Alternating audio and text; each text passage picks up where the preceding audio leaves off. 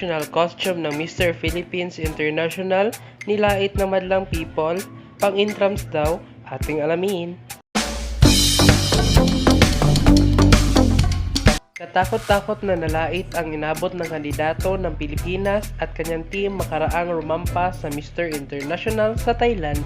Suot ang national costume na ayon sa netizens ay parang nabili lang sa Shein.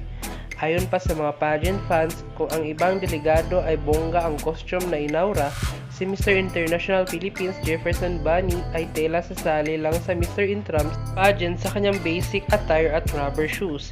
Sa design is from Shein. Ha ha ha. Ano yon, rubber shoes, halatang hindi lumaki sa Pilipinas. Walang ka-effort, sayang. Buti pa yung mga municipality level ng pageant, pasabong mga natkos, humingi ka sana ng tulong sa kapwa mo Pilipino, madaming magagaling na designer. The most tsaka costume ever had.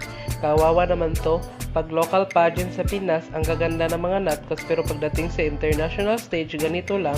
Grabe yung effort dito ha. Dito na nanalo as best in national costume. Niluto ang laban, Go Philippines, ayon sa mga bashers. Ano ang masasabi nyo rito? I-comment nyo lang dyan sa ating comment box. At huwag kalimutan mag-like, share, comment, and subscribe, and click the notification bell para updated kayo sa ating mga vlogs and updates.